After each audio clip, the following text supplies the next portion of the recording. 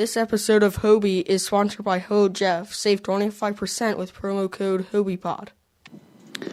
Please note that any comments, jokes, questions, maybe anything that we say on the History of Bad Ideas is all in good fun. And remember, we insult everybody. Our thoughts, opinions, questions, anything else, actions that we do on the show do not reflect any of our employers, organizations, advertisers, or anyone else that is associated with the History of Bad Ideas. And remember, at the end of the day, it's just a joke.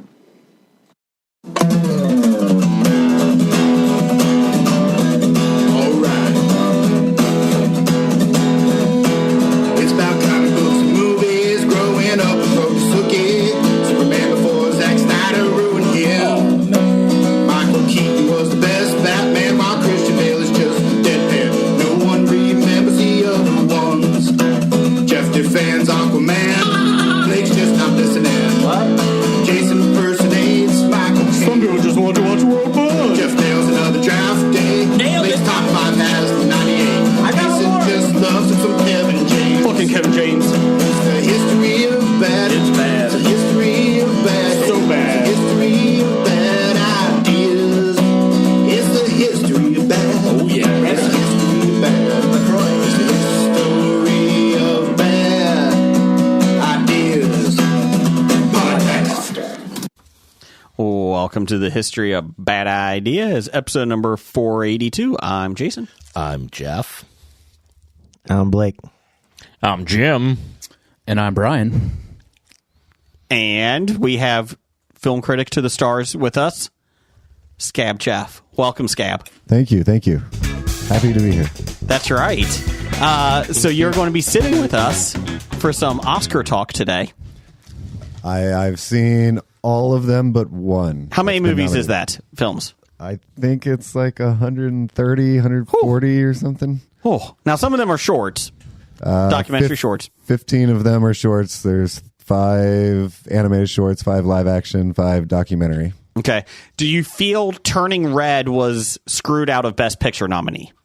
I did not love Turning Red. I liked I think all of the other animated feature ones better. Turning Red was not my favorite. Did you see all the animated feature? No. You always see all the animated feature. I know. I come close to it. We'll talk about it. I think I saw 2 this year. Out of 140, how much were actually worth watching? That's a good question. There were probably 20 to 30 that were pretty hard to watch, but Lie. But the rest were pretty good. What was the most... hello. What was the worst film you saw of the year that was nominated? Well, the most uncomfortable to watch is I went to see the animated shorts with my wife and my mom, and one of the animated shorts is called My Year of Dicks, which is about a girl who's trying, I think a 15-year-old girl trying to lose her virginity or something, and there's some dark sexual scenes, and I'm sitting next to my mom, and I'm like, oh God, when will this be over? When will this be over? So it was probably a good one, but it was uncomfortable watching it with my mother. So you're saying it's not a family film? It is definitely not a family film. And before it depends on your family. That's true. And the guy, we went to the Cincinnati World Cinema downtown, the theater downtown, and some guy came out to give a prelude to everything, and he was talking, and he's like, there's going to be a card before My Year of Dicks, the last one, saying that if you have any children, you probably want to take them out because it's not appropriate for children. But there's no nudity. You don't see any penises or anything like that, and you could keep the kids in here. You could not keep the kids in there. But the card was well informative. Was it a well hung card? Sorry, I'm not sure. I wanted the first room shot over there. Yeah, I knew you did, and Damn you it. deserve it. We got a new sound effects machine. We got a new mixer, and Jeff's over there playing with some sound effects. Jeff, what do we got over there for sound effects? You just want to shoot our load off the bat? Well, we're talking about bag of dicks, so I was trying. I played a funky music intro when we That's true. introduced Scab Jeff, though no one else heard it because it went straight to the mix. It was funky. I asked for sound effects 8 fucking years ago. We finally got it. And we got them. Yeah. This You didn't give us a deadline. well, the podcast money is now starting to roll in. Yes. I finally started churning some of those Hobie coins out. How many we got? Well, after the mixer and your new headphones. And I paid for these out of my own pocket. No, you didn't. I did. No, you didn't. Yes. And the new microphone. We owe 1 Hobie coin. But you wrote a Hobie IOU for it. I put. Yep. Okay. Put it in a briefcase. I did. Okay. It's in the crypto bank. Good. Nothing bad can come from that. Excellent. What was your favorite film of the year? Not best, but favorite. That's hard to say. Close, the Belgian film, it was real good, and I just saw it, so that might be okay. But Tar, I think that's the one that's definitely going to be taught in film school and will be remembered in 20 years. I know nothing about Tar. I've heard about it. Kate Blanchett is the star of. Okay, is it a comedy? It's not. Okay. And honestly, I didn't understand what was really going on half the movie, but what they did with technically was phenomenal. So it's like Westworld, the TV series. I like where your comparisons come out of nowhere. Well, it's true. Westworld. I don't know what's going on, but it looks beautiful, right? Well, I'm not sure that's what I was saying, but I... Just go with it, Jeff. Just go with it. Go with it, Scab. Smile and nod. That's right. Well, we will be getting to that in the News of the Geek section here, the Oscar nomination. Because you have now hit above 80% the last 2 years. This is going to be tricky this year, though. There's a lot of them that are real close runners for 1, 2, and 3. No runaway favorites this There's year? one runaway favorite, animated feature. I know like 5 of these films. But anyways, Blake, did you watch All Quiet on the Western Front? That's up for Best Picture. Surprisingly, yeah, I did actually this weekend. Did you? Mm-hmm. I know you were talking about it. Did you like it? It was okay. It was good. Okay. If you read the book, it's not like the book, but it's an adaptation. If you want the book, go do the one that John Boy Walton did back in '79. Okay. How about the one with Ernest from Borgnine? How about the one from 32? I haven't seen that yet because I don't speak silent. It was not silent. Well, I had the volume down. Sorry. Oh, okay. He hit mute on accident. I thought it was a silent pick. This is a really artistic film. It's all I silent. was wondering where the subtitles were. I was like, damn, they expect me to read lips. Back in the 1930s, everybody read lips. That's what I all it was. thought. Yeah. They were a smarter time. That's also why he hated The artist? the Star Wars movies. The last 3 he watched with no sound. Shit. I should have turned That's this. why The Last Jedi made no sense. I should have turned the sound down for all those films. No, but seriously, it's still good. Mm-hmm. It's kind of interesting. After I watched it, then I started reading the things about it, and one of the articles I read is like it was more like war porn, and I was like, well, yeah, if you like that, like a graphic, horrors of war kind of thing, kind of like a Saving Private Ryan, like when they're storming the beach. Worse. Really? Yeah, there's some scenes in there that's worse, I think. Oh. But yeah, I mean, all right, so yeah, appreciate the horrors of war. And when I say appreciate, I mean don't admire, but remember why you shouldn't go to war in the fucking first place. With normal people forced into abnormal situations, right? So, yeah, like you said, Saving Private Ryan, the horrors of war, they're storming the beaches of Normandy, for example. Yeah. Right? Horrible. Landing crafts, first rows of landing crafts, they all knew they were going to die. And so, same thing with trench warfare. You go in, once again, almost kind of like the American realist period post the Civil War. Oh, yeah, glories of war, we're going to go fight for this, and, fatherland, da-da-da-da. And you're induced to realities very quick, and you realize what kind of shit conditions. Granted, now it's from the German perspective, because it's a German film, but same thing. people on both sides, Germans and the folks more on Germans and the French, horrible conditions, horrible, horrors of war, basically. And you realize that, all this glory and bullshit that you're fed, back in the homelands to go fight on the front lines. You get to the front lines, you're like, none of that shit fucking matters. All you want to do is survive. Yeah. Is this, and I'm not trying to be funny, like, is this a war movie? Yeah. No. Is it a subtitled film? Yes, actually, you can get it dubbed in English, or you can read it. Yeah, exactly. So I don't mind reading subtitles, but for this, I wanted to focus on the visual aspects of it because I heard it was very visual, and it is. It's beautiful. Well, I say beautiful. It's almost that's the wrong word to say. Very graphic in the fact that you can appreciate. Let me say, you can appreciate the cinematography and what they did. And so I read, this was actually a big field, several acres large. It wasn't like on a green screen or a field or CGI. And the best part was it was muddy, and it was a field that they actually used, and it was very good. I liked it. Do you agree with that, Scap? The movie was good. I speak German, so I didn't have to use the subtitles either. Yeah. Okay. I'm kidding. I don't speak German. But I watched it with subtitles because I can't stand dubbed. But it was very visually. Visually, it was very,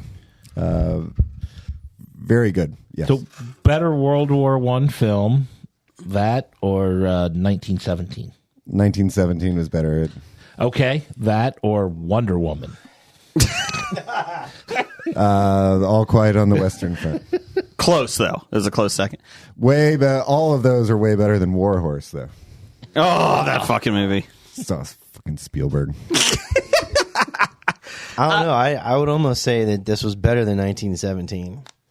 But I think because it was more focused, right? On the main character. Going to film school, I look for long continuous scenes. 1917 was all one shot. It was all one shot, which was fascinating for a war is fascinating for a war film. Maybe if you're looking at it from tugging at the heartstrings and stuff, it all Quiet on the Western Front would be. How is the American dubbed version, Blake? That's the biggest question. It was good. I mean, I would say that it was more so visual that you didn't have to focus on their mouths not matching the sounds that come out. Did the dubbing speak with a German accent? Because that would be awful. No, it was actually Keanu Reeves, Christopher Walken, Sylvester Stallone, and Morgan Freeman. No, they're all British. And even the Germans and the French, they all had British accents. But what was kind of interesting is that I think what's his name who played the anti-hero bad guy in Falcon and the Captain America. Sebastian Stan. No, not Sebastian Stan. The bad guy with the mask, the flag smasher guy. Bane. He's in it. And the U.S. agent guy? No, not U.S. agent. The flag smasher guy was a girl. No. He was helping them with the flag smashers. Okay. But I'm going to say yes. Remember who he was the bad guy. He was the bad guy in Captain America: Winter Soldier. Who Frank Grillo? Not Frank Grillo. Crossbones. The guy. What's his name? Baron Zemo. Zemo. Yes, Zemo. Okay, yeah. He's in this film, and he actually plays one of the Weimar Republic. The Weimar Republic. After the Kaiser abdicates, and they go to negotiate the peace. And I was like, I know this guy. I was like, yeah, that's right. It's Zemo. I couldn't remember his name. And he was dubbed. And his voice, I'm wondering if he dubbed his own voice. I can go back and look at the credits because, but he's, obviously speaking German, but that was his voice. And I'm like, yeah, I know that guy. Was it odd that he was saying that he was Baron Zemo in it? Well, when he's wearing the mask with the eye holes cut out and take over Germany and asking for peace and saving thousands of lives, that was kind of disturbing. I didn't match. I don't know. Although I would have had a problem watching the dubbed one if they were all speaking with British accents because I need subtitles to watch British films. Yeah, exactly. Some of those Cockney accents. Full Monty, I needed it. I know they're speaking English, but it's not my English. No, but down the hall. But a good Netflix series that I've been watching, Barbarins. Yeah, right. So they're the Roman, post Kaiser, post Caesar when they're fighting the Germanic tribes. You know, what is really cool about that, I do watch that on subtitles because the voices suck. The dubbing sucks. So But I watch is it the in original. the original Latin? Yes, the Romans speak Latin. Really? And so I can hear my Italian in Latin in there. And the Germanic tribes speak German. And, of course, you can pick up the English words, you know, from the old German. And so I do enjoy that. I do watching that and reading the subtitles. That is pretty cool. I was just asking because, like, Squid Game, like, had some really okay dubbing and then some really, really bad dubbing in it. Yes. So I was just curious how it was. Yeah. Why do you watch shows and movies dubbed? That, I don't always, but that one I did. Yeah, I watched Squid that. Game? I watched Squid Game subtitled. Okay. Because, you know, if I watch it and I get that cognitive dissonance with their mouth and everything moving, then I'll go to the, you know, once you start with the dialogue with the subtitles and you hear their actual voices, I think it makes a lot of difference in your characters, too. Especially with Korean shows, if you watch it dubbed in English with English or with closed captioning, it's completely with English closed captioning. Yeah. The words are completely different than what they're saying, but you can kind of see how they're kind of matching. Yeah. It's fun to See watch the just a difference? little bit to confuse yourself for a little bit. Like, that's not what he's saying. Brian, Yes, Jason. we heard what they saw. What did you watch this weekend? What did I watch this weekend? I don't know. I watched the Netflix documentary on the Murdaugh trial, South Carolina. How was that? I could tell you how it ends. Guilty. What? Spoilers. And he's guilty. Guilty as charged. He's not a good guy, is he? That whole family, No. they're all fucked. Yeah. Well, the ones that are still alive that he didn't kill, One. allegedly. Allegedly. No. Well, no, we can say that. Nope, he was found Yeah, guilty. he was found guilty. Yeah. Yep. Woo! We don't have to say allegedly. USA. Yeah, I watched the trial. Like, I had it on in the background a lot, like the real trial. And that it was like, this guy's not a good guy. Like, So probably a year or so ago, I listened to a podcast that they did, like a true crime podcast, that was kind of detailing like the news stories. One of the reporters from one of the news stations down there had a podcast, and she started like following it. So like I kind of knew about it, and then like the trial started. So that's But so it's been on my radar, and I knew pretty much what was going on, but still.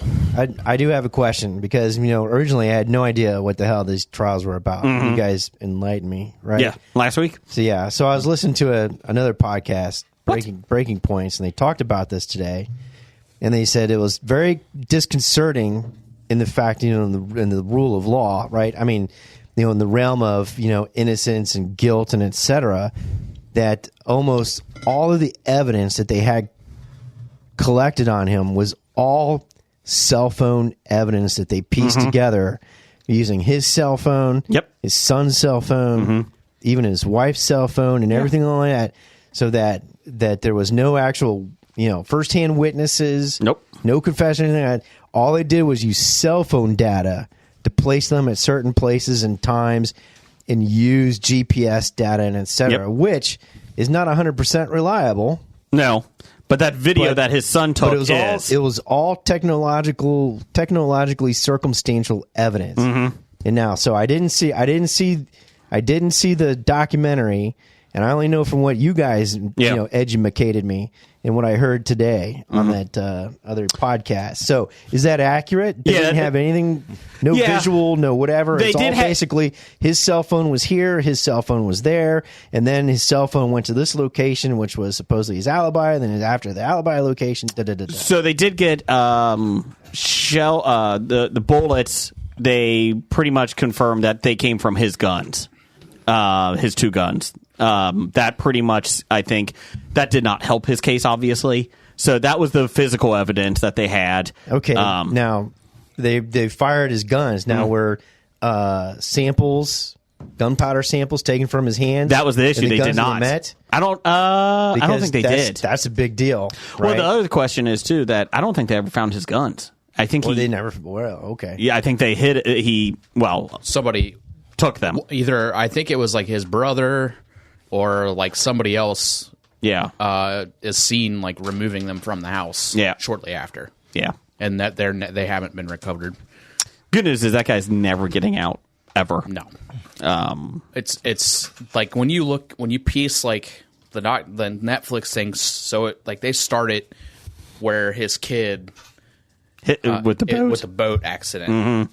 And then so like the girl dies in the boat accident, Mm-hmm. and then from there that kind of triggers all of these chain of events of things that happen. Like they're trying to cover up the boat accident. Yeah. And his kid goes to trial, and then after that, then whatever, I don't remember whatever the next thing that happened was. So like the kid actually never really went to trial. Yeah. And then something else happened. What? Like the maid in the house. Yeah, they are going back and reinvestigating that now. Right, because she like May or been may- their maid for like 20 years, and then she mysteriously fell up the stairs and killed herself. She tripped over the dogs. Yeah, that's what Blame it was. the dogs. They tripped. She tripped over the dogs going up the stairs and hit her head. Yeah. She died. Then there was a kid that was 15 that got ran over by a truck, hit and run. And that was even before the boat thing. That may or may not have had a relationship with somebody in that family, so that was frowned upon. So they're now investigating that case. But the thing, like, he was supposed to be going it to trial on the fraud case because he told the housekeeper's family to file, like, he had an insurance policy that he, like, I don't remember what it was, but like he told them to file the wrongful death suit, and then his insurance would pay them. Yeah. And then he took all of the money from like $4 million, I think. $4.3 million that this family was supposed to get, and he kept it. Yeah. And then, like, he was makes sense. Like, 2 or 3 days before he was supposed to stand trial for that is when he had this guy try to kill him. Yes. Attempted suicide, attempted murder. So that he wouldn't, A, have to stand trial for that, and B, his kids could have his life insurance plus the life insurance that he stole from the other people, and then they had no claim to it. Somehow there's a legal thing that they talked about. So, like, it's like when you put it all together, it's crazy. I just like when he got up on the stand to testify on his behalf, which is not a good idea. And he's like, I may have lied about all this stuff, but I'm not lying now. And they're like, did you? Really? I don't believe you. Yeah, they did not. Yeah. Was he under oath? Yes. In a court of law Yes. about all that other stuff? No. So then you're allowed to lie about I it. guess so. Maybe. If he didn't swear an oath, then you can't believe anything anybody said. You might have a point. But once they swear an oath, they're telling the truth. You know what? Maybe he is innocent. He was telling the truth. Damn it. Yeah, but like another innocent man in jail. Just the whole, like, when you look at the whole thing and like put it all together, it's like it's so nuts. It's mind-boggling. It is. You need like the little flow chart thing? Yeah. You know what, Jeff? When in this country is a rich white man ever going to get due justice? This is ridiculous. I know. God. It Wait a sounds minute. like they can make a whole 3-5 season Netflix series out of this. Well, they already made a 4-episode documentary. There you go. 3 or 4, yeah. I think it was 3, but Coming to NBC Mondays at 10 p.m. The Murdaugh case. No. Oh, damn it. Okay. Yeah. Well. On Night Court. Night Court. $500 fine. Judge Andy Stone hearing. Look at this magic trick. Jim, anything for you? No, I really don't watch anything this week. Okay. I started Chernobyl on HBO Max. Like from like 5 years ago? Yeah. Chernobyl? Yeah. It's on the outline because it's up to date. Yep. Thanks. It was a good show. Well, here's the thing. So my wife and I, when we start watching shows, like especially new shows, she made a good point. Like this weekend, she's like, I hate watching like White Lotus. Great show. But then we got to wait like another 8 months to a year, and we don't know what the hell's going on anymore. Man, that's just rough problems to have. It is tough. So she's like, I feel like we need something that's already done. I was like, oh, I've been looking for Chernobyl. Let's do that.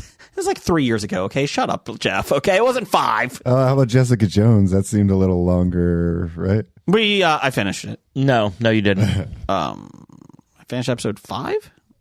Probably not. I started it. Maybe. But Chernobyl was amazing. Like, if you really want to get pissed off at a government, damn, that was unbelievable. Down the hall. Sorry. Hey, the core exploded. It's okay. Yeah, cores don't explode. It's a government. I think it's a we're government okay you to get criticize the Soviets. Yeah, it's a government you can get upset about. Yeah. It's okay. It's amazing, like, just to see the bullshit that happened with that. May of 2019 is when it came. Yeah, 4 years ago. 3.5. Almost 4. Almost 4. But it's amazing. It's a really good show. I went to look it up, and I typed in Chernobyl and Chernobyl miniseries. I clicked on that, and it said 1986. I went, no. That's when it happened. The show came out. That's when they predicted when it would happen. Yeah, that's when they're talking about how great this power plant called Chernobyl is. It's really well done, though. I highly recommend it. I only know about Chernobyl from Call of Duty. Oh, that's right, you did. I don't think it's the same one. Oh. But yeah, it's a hell of a show. So that's my recommendation. Jeff, anything for you? Wrap this section. Whatever I watched, I forgot that I watched it. Anybody watch the new season, of The Mandalorian? Episode 1? I watched episode 1, yeah. Episode 1. Go ahead, Jimmy. I didn't watch it yet. No. I said I didn't watch anything. I just asked, did anybody else watch it? Non-spoilers because see, it's 1 week. See, when Steve and Izzy were here, Jason and I talked in depth about it at the... Yes, Steve and Izzy seen Travels. There was something to talk in depth about? Yeah, we're DG. like... It might have been one of the worst episodes they've had. That's why we talked in depth about it. I mean, there was nothing in that episode. You didn't like the Pirates from Babylon 5? No, I hated the Pirates. I thought it was the Pirates from the Pirates of the Caribbean with all the squid head faces. It was a squid head. The Western names. I mean, they had the new adorable little technicians that were smaller than Grogu. They were so cute. Well, they were in the film. Yeah, I know.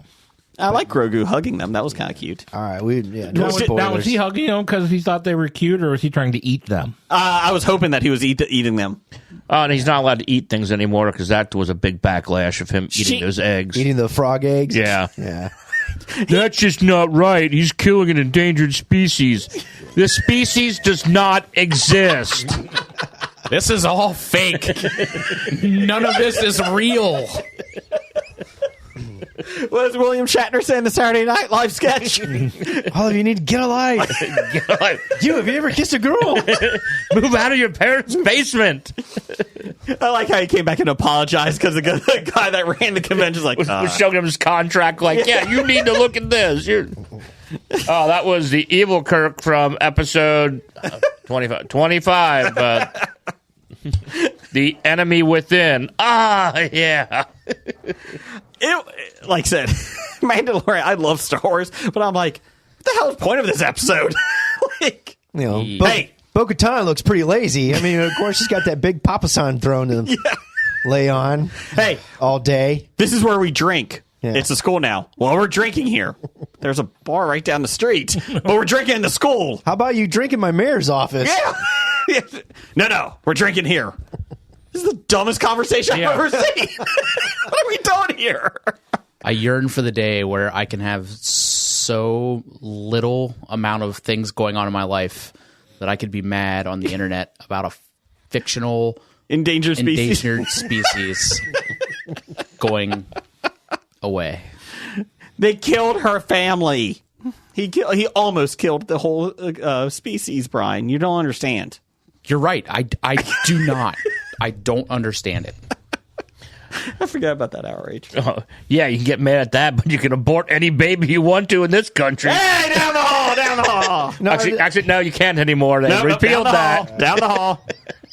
On a side note, though, about things that are scummy in the world, TMZ, they published a photo of Bruce Willis, who has early onset dementia, out in public, and the headline was, "He looks confused."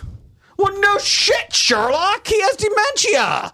How about you don't fucking take his picture, you asshole? Yeah. Just have some compassion and just let him be with his family and spend time. You're talking about the paparazzi? Yeah, fuck them. his family had to put a press release out like, please don't take pictures of him if he's out. Like, it confuses him. And then they're like, well, he looks confused. Well, no shit. Like, yes, that's the disease. Hey, I got to feed my family and pay the bills. Let's take a picture of this I got guy. to take a picture of anybody and sell it for money. I hate to see how much somebody paid for those photos. Ugh. Somebody did. No, I know that Got they up. did. I'm just saying, I would hate to see how much And they. even TMZ put them up. Yeah. So that was my beef of the week with that. You know you put too many syllables in dimension, right? Yes. Dementia. You know what, Jeff? I have a speech impediment. Brain impediment. Whatever. Doesn't matter. Yes. Oh. We did have a poll of the week this week at We did? Bad Ideas Podcast. Yeah. Oh, cool. What new season of an HBO series are you most looking forward to? White Lotus, Velma. I put that on there just for the outrage.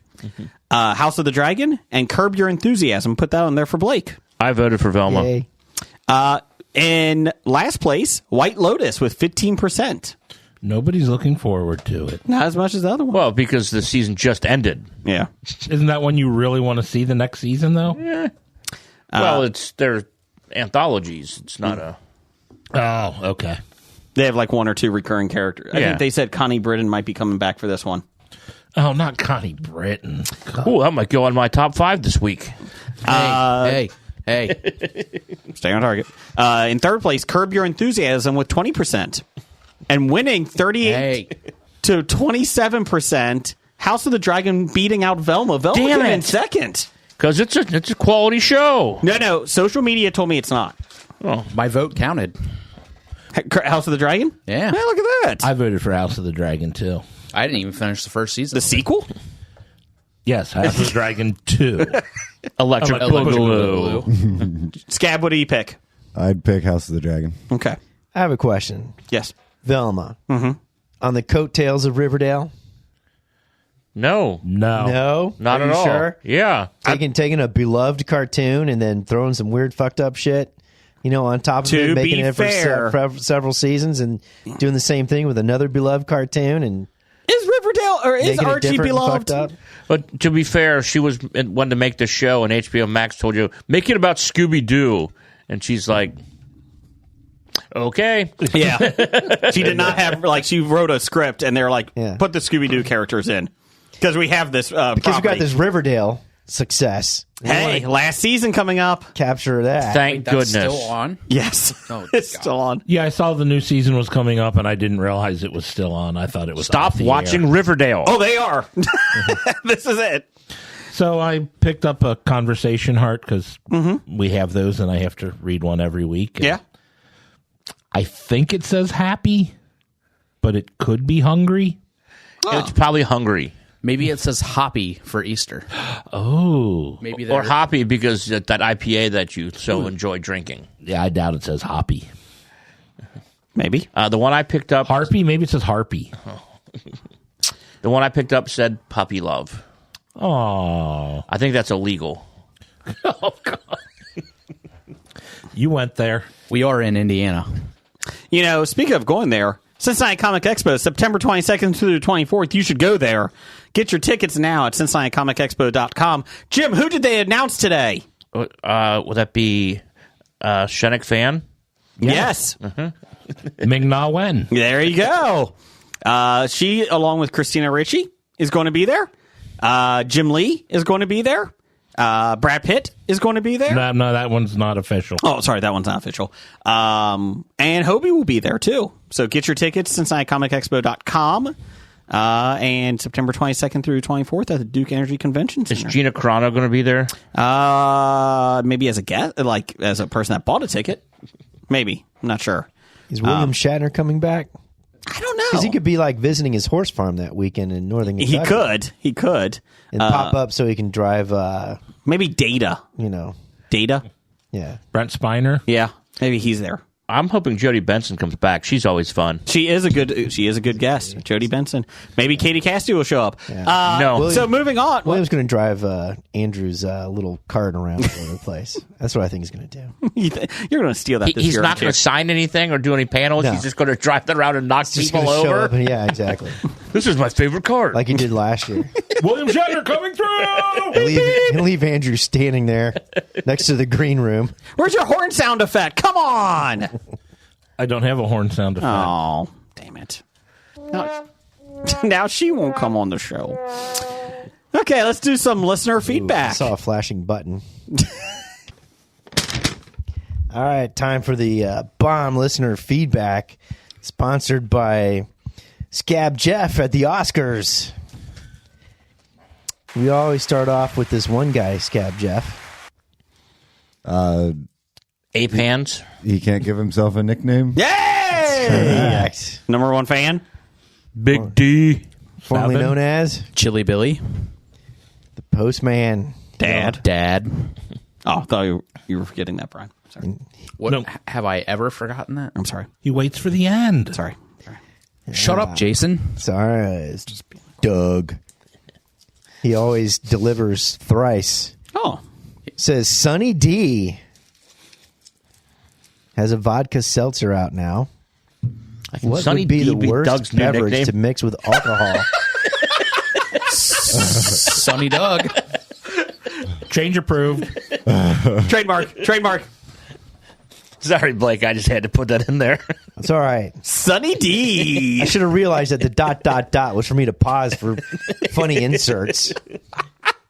Funny joke here. Have you ever done this before? Good, yeah, Blake. Sunny D has a vodka seltzer out now. Doug does. ... Yeah, insert your comment now. We already did that. I was trying to If only redo we had a this mixer, we could cut this. because we got a new mixer, so we can edit and be fancy. Ah, we could, but we're not. Why would we? All right, hold on. Let me do, after I say Sunny D, play a sound effect. Sunny D! That was the wrong sound. That was effect. applause. You didn't give me time to cue one up here. Give me a And second it's time here. for News for the Geek. That's fine. Glad we could answer your question there, Doug. You got to be quicker on this. We couldn't even finish reading the whole thing before we answered it. That's how good at this we I'm are. not sure what he's asking. He's asking if Sunny D should be Doug's new nickname. Yeah. Yes. Most Yes. definitely. Let's do this. I like it. Sunny D, the worst fake orange juice drink out there for you. God, let's add some let's add alcohol some seltzer to it. Is it the worst though? Oh, it's horrible. It is bad. But is it It's the bad. worst? I mean, as far as like health wise goes, it's pretty I bad. think that watering it down to make it taste like seltzer would There's- make it worse than it already orange is, in right? it. It's already watered down from orange juice. fake. I mean, what It's not about that even real orange drink juice. they served us in school? Oh, we never got that. Fanta? No, like the little milk cartons you could get an orange drink. Also. We never had that. Oh, we did. Tang? We did. I I thought did- those were if just you were like luck- hugs. I just drank 14 milks a day instead. Oh, okay. The chocolate milk was awful because it tasted like paper. Nope, I drank a lot of that too. Oh, yeah. I went with jungle juice. Oh, we didn't have that. You're fancy. I went with Xanax. grape drank. I went with grape ape. I went with those jugs. You know, those little plastic jugs? Hey, the little hugs. Yeah, Little hugs. Yeah. Yeah, that's The what Brian little just hugs. said. Yeah. See, there's your rim shot. Come on. Rim shot, maybe walk, the walk. sand trombone, Yeah. but There it is. the Blake one- completely ignoring Brian once again. The one that goes boom, gong, gong, gong. So Doug wants to know what would be the worst beverage to mix with alcohol. Sunny D. I think he answered your own question. The Jones turkey gravy root soda. Right there. It is a I really was good going to one. say tequila. Oh. You don't like tequila, do you? Not at The all. worst beverage. Okay. Here, I got my mix bourbon tequila here. with What can I ruin this bourbon with? Tequila. So, like when they came out with Tequiza, Yeah. the tequila cerveza. Yeah, tequila ruining beer. Yep. I was thinking milk. Mixing that with vodka seltzer would not be good either. Well, with vodka seltzer, yes, but he just said alcohol. Yeah, There's that other vodka drinks that with- you put Yeah. milk in, Like a White Russian? like a White Russian. Eh. It's called a dead. Jason's called a dead Russian. What are you talking about? I'm going to say a pumpkin. Yes, that was. Now, does pumpkin itself count as a beverage? It's got to be a beverage. I managed to turn a pumpkin into a beverage. Blenders. They work wonders. No, I had just a hole and a spigot. I had a pumpkin, a power drill, and a bottle pourer, and I had Guinness and Jameson. At the same time? I drilled holes into the pumpkin, poured Jameson in some, Guinness in some, Shook the shit out of it. pumpkin up, turned it over, and used the bottle pourer and poured out the pumpkin chunks, Jameson, Guinness and Jameson. That is the quickest I've ever seen somebody throw up from drinking something. Yep. Oh, then you haven't seen me drink Slivovitz. It was instantaneous. Yep. That was really rough. It's really surprising. I would think the pumpkin would really bring out the flavor in the liquor. Well, it was the chunks that Yeah. The pumpkin innards definitely made that rough. I hope you answered your question, Sonny D. There you go. There you go, Doug. All right, the first listener feedback from Kevin at Cincy Explorer. I didn't even know what Washington D.C. I didn't even do the wah wah sound effect. Wah wah.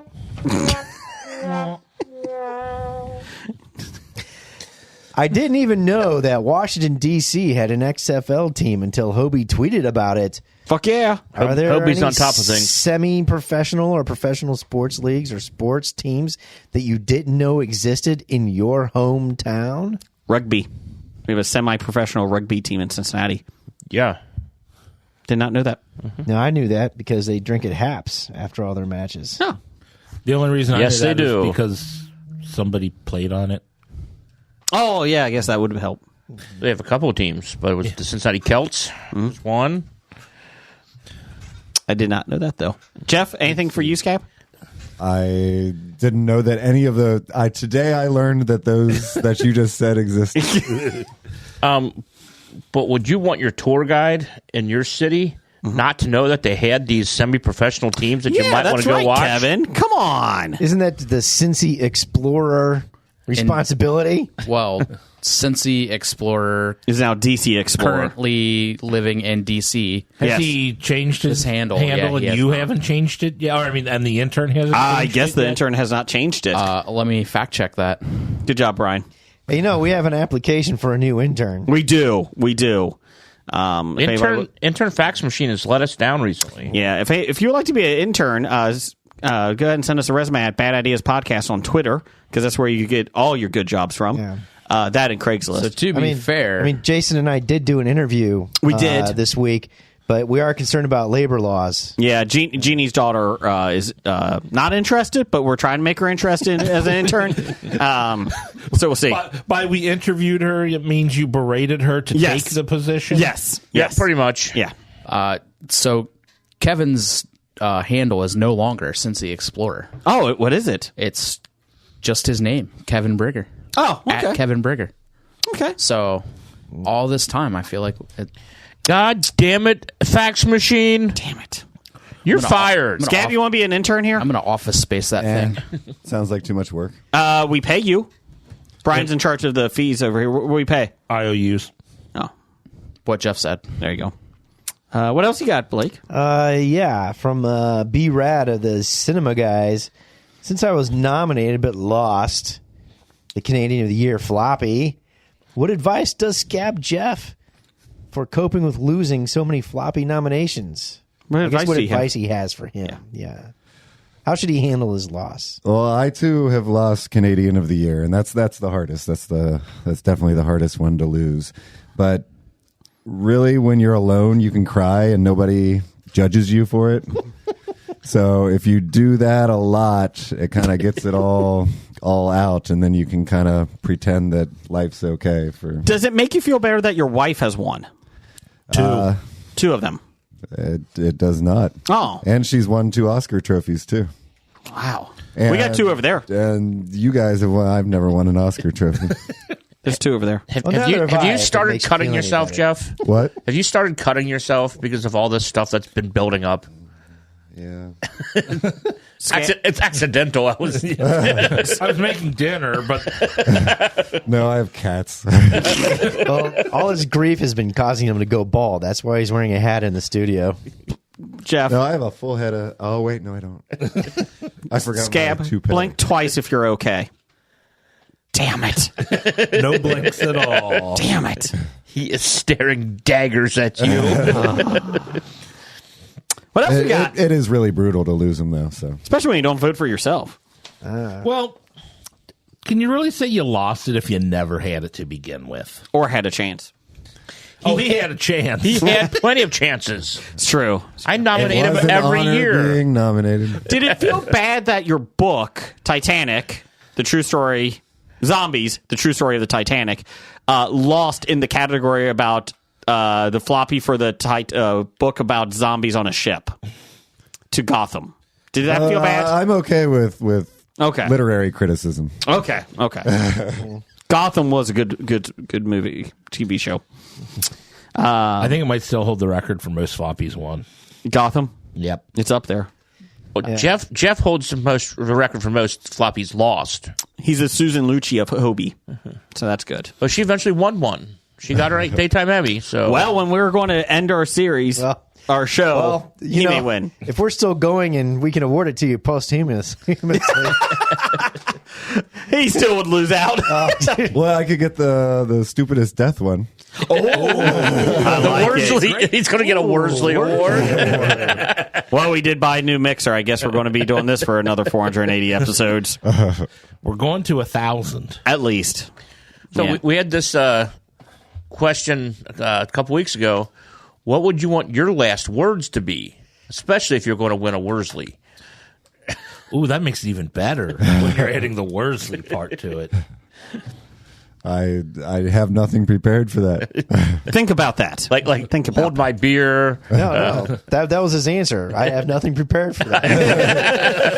I was not prepared for this. I was not prepared for this 1 bit. Or for the floppy. All right, so moving on to listener reviews, we got Kevin at Nepo Brigger. Watched Ant-Man and the Wasp: Quantumania. Quantumania. He's going to give a review. He's not going Okay. to steal one of my reviews that I did, several episodes ago, because I haven't watched this yet. I haven't either. So it's an original one. Yeah, He's not regurgitating things No. that he heard from me on the podcast. that is true. Jim and I talked about it. And we'll say it's better than the critics' ratings. Oh, yeah, because almost everything is. Yeah, if you go into the film thinking that this is MCU's Star Wars style film, then you'll enjoy the movie more. One massive hate. MODOK. That character sucked. It did. And you like MODOK. I don't like MODOK. I don't particularly care for MODOK to begin with, Oh. but the way they put MODOK in this film and the story, the way they wrote him, it was terrible. Spoilers. I'm not spoiling how it's terrible. You'll have to find that out for yourself. It's on the poster. MODOK's terrible. Find out for yourself. Oh, Jeff? Damn it, I have to watch this now. I would say, as a person that's never read the comics, etc., but just watches the movies, I will have to say that the picture of MODOK that I had seen does make me go, what the fuck? Oh, yep. You say what the fuck when you see MODOK the Yeah. first time you ever see him. In Everyone, both the comics and in the movie.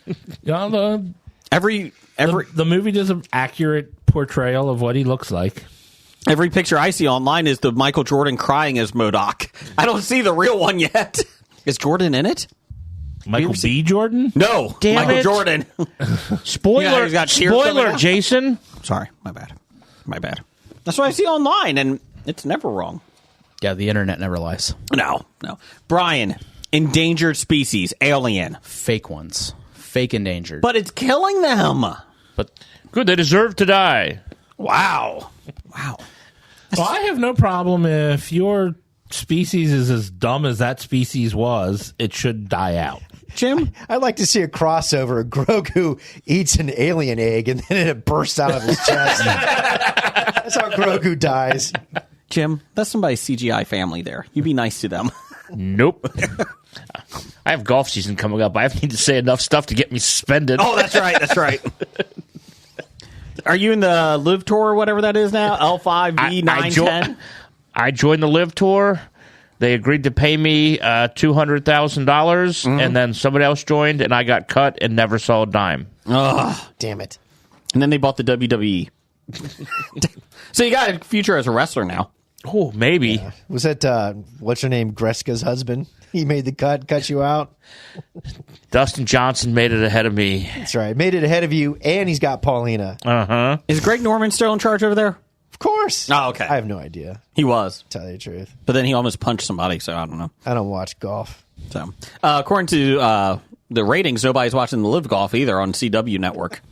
It's on syndication on Saturdays and Sundays on CW, and they're like, well, we're happy with the ratings. And they're like, but the ratings are horrible. It's like, well, it's on CW on a Saturday and Sunday. What Like, do you expect? Yeah, what do you expect? They've had a tournament on the CW? Yeah, last week. Oh.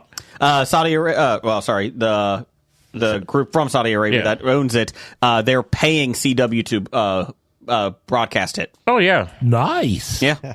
They have to. I mean, nobody else wanted them. Maybe they get Ronaldo to golf out there grow while up. he's there, too. Because they were, just YouTube last year? Yeah. And I get it. I mean, they got to make inroads somehow, right? Yeah. I watched it on YouTube last year. Yeah. Go ahead, Blake. So let's wrap it up here. Actually, Professor real quick, number I have one. But hold on a second. We have more We have listener feedback here from a last Brian. entry. He's got something to add.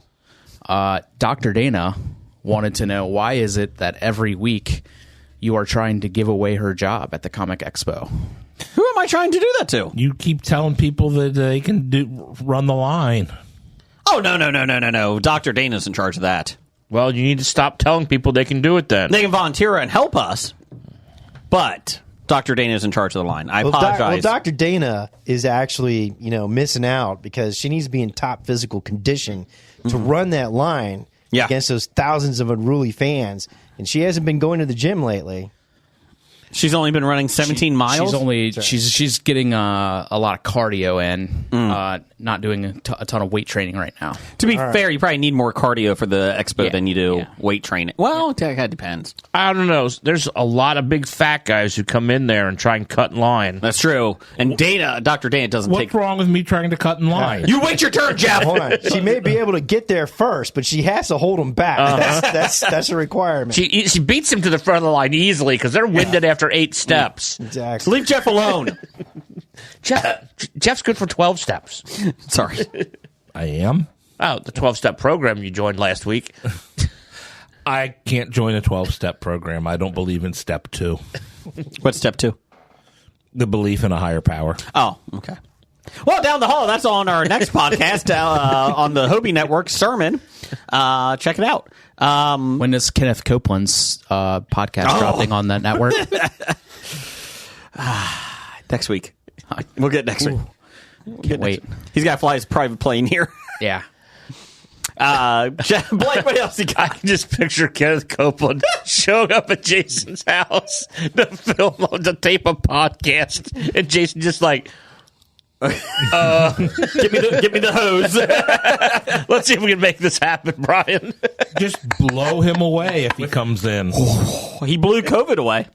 He blew it away. He was pretty successful. Good job, Kenneth. Moving on, what we got left, Blake? You could blow away all the negative reviews. They're eating. Professor number one and Doctor number one says better performance by Mr. T, Rocky 3 or WrestleMania Un. What do you think? Rocky 3. Saturday Night Live. The 18. When he played the neighbor in Mr. Robinson's Neighborhood. Oh, that's a good one. Wasn't he in a cartoon? Mr. T. Or DC Cab. DC Cab. That's a good one. So between these two examples that we were given, I'm going to say Rocky 3. Hey, I'm answering the question as it's written. Jeff, I'm answering the question the Hobie way. do you have some news of the geek for us? I think you wasn't do. prepared. Thanks for. Well, you gotta always be prepared on that board We over were there. answering a question. I put a piece of chocolate in my mouth, and then you threw it at me. Is Mr. T the one who How could pities he- the fool? Yes. Okay. He pities the fool. How could he throw a piece of chocolate at you that's in your mouth? He threw the lead at me. Oh, okay. I'm sorry, I wanted Jeff to do his job, Brian. That was my bad. I thought he, My bad. I thought he We were meant, you interrupted the discussion we were having to do This is a that. horrible discussion. That's this podcast. We've done this 9 years, 482 times. and it hasn't gotten any better. It's not gotten worse, though, so that's a positive. Because that's not possible. The ratings have improved, which boggles my mind. Thank you for listening. We're the live golf of podcasts. No, not that bad. We're not paying people to listen, are We're we? not the cinema guys. Yeah, we Wait a show up. Jim made the cut for this podcast. I tried to get Pauline and Kretzky, but she said fuck off. See, since Jason made me switch over to the different sound effects, I wasn't able to get any rim shots or sad trombones in there. You're awful at that. I need to remap this whole thing for next week. Like the whole podcast. Well, sorry, Jason, you're out. You all make the podcast separate. You, and you. And you. And you. You're cut. You're I think cut. it's just Jeff. Fuck you. Fuck you. Fuck you. You're cool. Fuck you. I'm out. I'll be over next week, but it's only you. But yeah, we're kicking you out of the podcast, Jason, and your wife is still letting us use the. She probably would. Oh, yeah, she would. If Jeff asked. Yeah, she would. If you asked, probably so too. Oh, well, because I have to come over. I have to do the chores Yeah. and get my allowance. Yeah, you do. You're the one that brought the stuff down the stairs, so we appreciate that. My own son won't, but you will. Let's get some news of the geek here. That didn't work. I hit the wrong button. Are we still recording? Yep. 482 times. Edit that out. Why do that? We have the ability to do that now. Hit the music! It's time for another installment of the news of the geek. Fuck the intern position. We might need a new mixer over there, guy. Jeez. Wait, we're still taping? Oh, yeah. Yeah, it just keeps going. We got music on here. It's still red. Is it red? It is. Is it red? The recording is Brian, red. it's red. It's red? Yeah, we're recording. Did you save it, Jeff? Well, not while we're recording. We got to stop before I save it. Oh, okay. Well, that's not a... Doesn't red mean muted? Didn't we determine that earlier? Oh, jeez. That was a different red. That was a few... Press the pretty button. He did. Look at the pretty ones. Anyways, News of the Geek this week is a special Oscar nomination geek. So here we go. Jeff, are you ready? I've seen all these but one. Okay, here we go. Best, and we're not going through all of them, but we'll give you, I think, 11. We usually do 11 Okay. because I don't like even numbers. Best animated film: Guillermo del Toro's Pinocchio. I'm definitely going to pick that one. That one's the one that's a runaway. Let me get through the list, Jeff. Marcel the Shell with shoes on. Worst title ever. It's Jeff, it's where's the actually mute pretty good. button? Is it about a turtle? No. No. It's about It's a shell. It's a conch shell. Or Yeah. No. but yeah. Anyways. but it's real good. it's got shoes on. Puss in Boots: The Last Wish. That Marcel, I hated that. that's I Jen- like that Jen movie. Slate. Love that. Yeah, I liked it a lot. The Sea Beast. That wasn't bad. Turning Red. That wasn't bad. I haven't seen any of it. I've seen Puss in Boots and Turning Red, and I still think Turning Red might be the fourth best on this list. I think Marcel the Shell was probably my favorite, but Pinocchio was probably the best. You're going with and Pinocchio? It's going to win, yes. Okay. Is it creepy like every other Pinocchio adaptation? Oh, it's way creepier. Oh, yes. Yes, it is. You saw it, Jim? Yes. Yeah. I saw the first third of Turning Red and couldn't watch it anymore. It wasn't horrible. I was Yes, just kind of bored. It was. Oh, wow. Well, I don't think you were the demographic. Yeah, I'm not the target audience, but if I had an Oscar vote, it wouldn't be for that.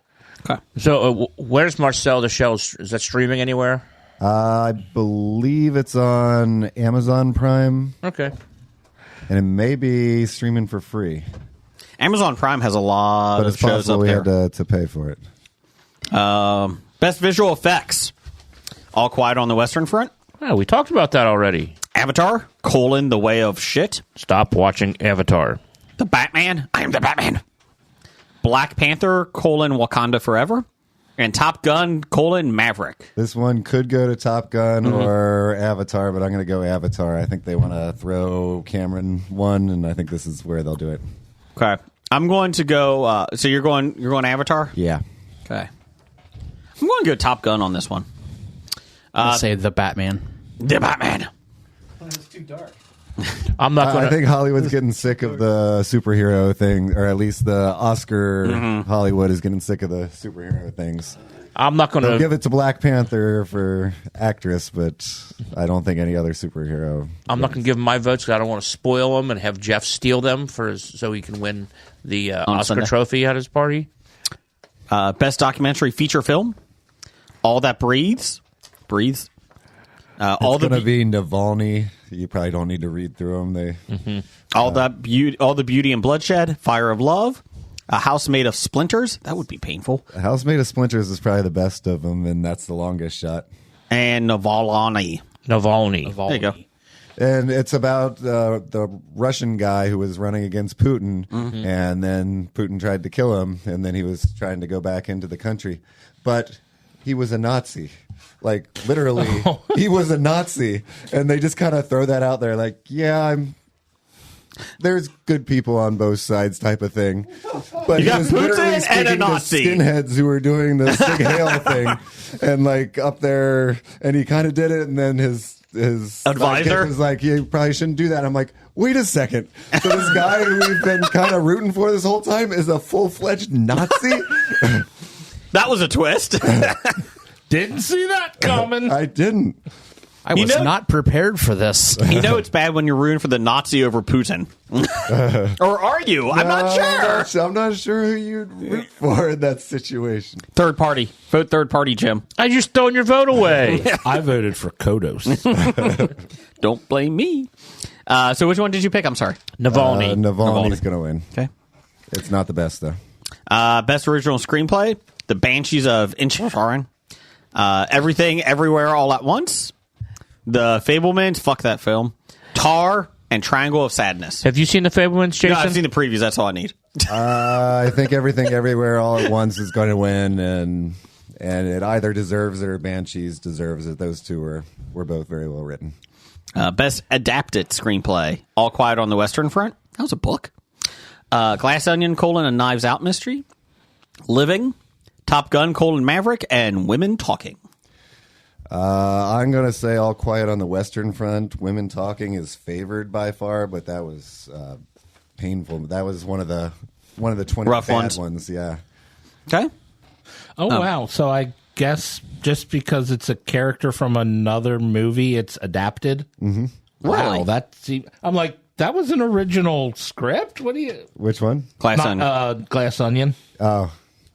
I'm like, that was original script? What is it? Because the character was in a different movie? I think like if you put Sherlock Holmes in something, even if it's completely original, I think it would still be adapted because you took a character. So pretty much any sequel is a adapted screenplay? If it has the characters in it, I guess. I think so, yeah.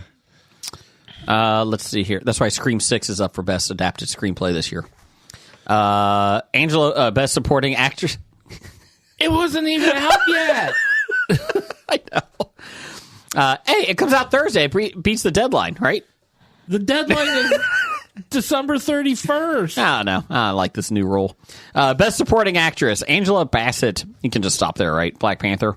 I think they're going to give it to her, even though she was hardly in it and she wasn't that memorable. Hong Chau for The Whale. Carrie Condon for The Banshees of Inisherin. Jamie Lee Curtis. Jamie Lee Curtis for Halloween. And no, that's Everything Everywhere All at Once. Whatever. Stephanie Sue. Who? Is it who? Sue. Everything, Everywhere, All at Once. Who's winning this? Angela? I think Angela, and none of them were really of any note. Like stand You out. mean like their Supporting characters. supporting role? Well, but still, even I think maybe the best performance in the history of film was a supporting actress in the Precious movie, but that was a supporting actress. But these are all like just Based on the side. novel Push by Sapphire? Yes, I was trying to come up with that, and I couldn't do it. Best supporting actor, you have Brandon Gleeson from the Banshees of... Brendan. Sorry. Gleeson. I think Short Round's going to win it. Brian Tyree Henry from Causeway. Judge Hirsch from the fucking Fablemans. Barry Keegan. Did you say Judge Hirsch? Judge Hirsch. Judge Hirsch. I can't believe you're like all angry at Judd Hirsch. I thought he was one of your favorites. Court is in session. And Kei-Hu Kwan from Everything All at Once. Short Round. Short Round. Okay. We're going with That's that. K. That is K. Hu Kwan.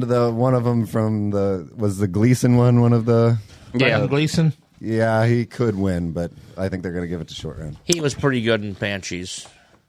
I enjoyed that film. I enjoyed it a lot. Was Barry But Keegan more- okay? Yeah, But Who's more or better, less Brendan than Temple of Doom.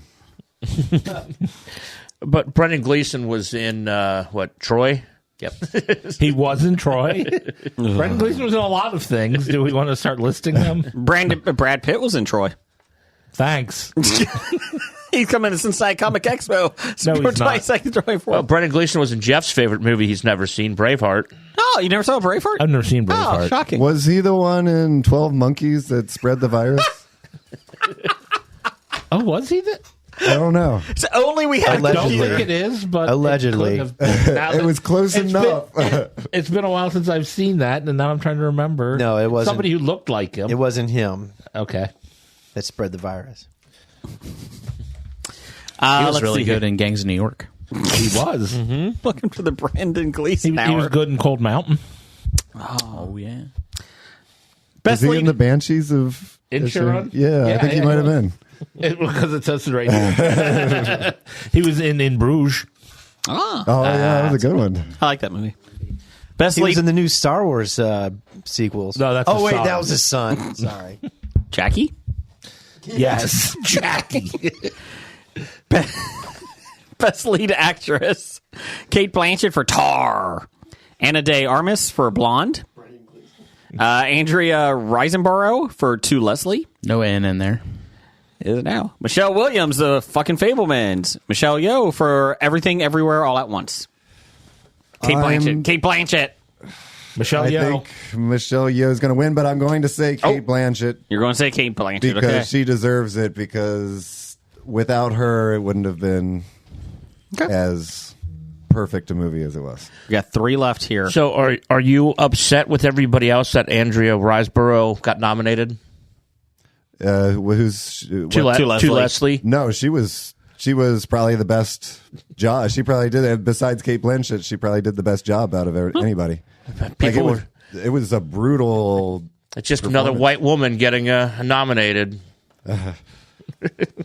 Best lead actor, Austin Butler for Elvis. Thank you very much. Colin Farrell for the Banshees of Inisherin. He was in Bruges.